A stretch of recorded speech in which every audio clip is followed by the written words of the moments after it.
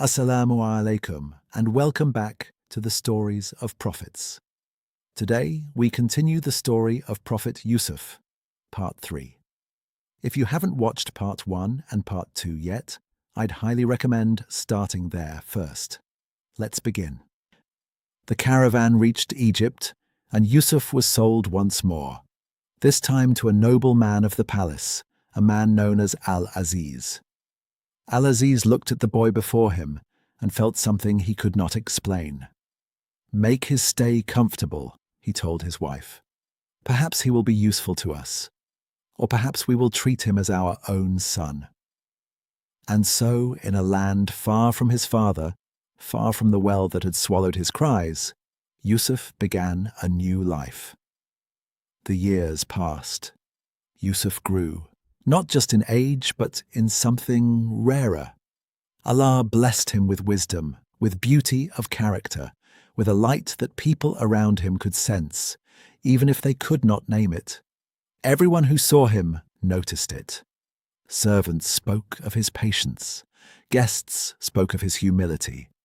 Even in a stranger's house, in a stranger's land, Yusuf carried himself like someone who had not forgotten who he truly was. But beauty, when it is this striking, does not go unnoticed forever. And soon Yusuf would face a trial far different from the one at the well. A trial not of the body, but of the heart. The wife of Al-Aziz began to look at him differently. At first it was small, a lingering glance, a reason to call him into a room. But over time her admiration turned into something Yusuf could not ignore. One day she closed the doors of the house, one by one, until they were alone. "Come to me," she said. Yusuf's heart pounded, but not with desire, with fear of the one who was always watching. "I seek refuge in Allah," he said. "He is my master. He has treated me well. Those who do wrong will never succeed." He turned to leave and ran toward the door. She ran after him, and in the struggle she caught his shirt from behind, tearing it. At that very moment, the door opened. Al-Aziz stood there face to face with them both. The woman spoke first, her voice sharp with accusation. "What punishment does a man deserve who intended evil for your wife, except prison or a painful torment?" Yusuf did not raise his voice. He simply said, "It was she who sought to seduce me." A witness from her own household spoke up, calm and reasoned. "If his shirt is torn from the front, she speaks the truth, and he lies. But if it is torn from behind, then she has lied, and he speaks the truth." They looked, and the shirt was torn from behind. Al-Aziz turned to his wife. "Indeed, this is one of your schemes. Truly, your scheming is great."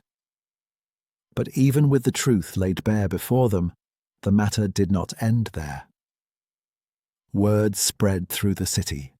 Women began to whisper about the wife of Al-Aziz, and the servant she could not resist. To silence the gossip, she invited these very women to her home. She gave each of them a knife to cut their fruit, and then called Yusuf into the room. The moment they saw him, they were so overcome they cut their own hands without realizing it.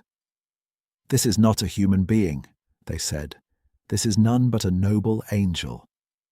"This," she said, almost in defense of herself, "is the one you blamed me for.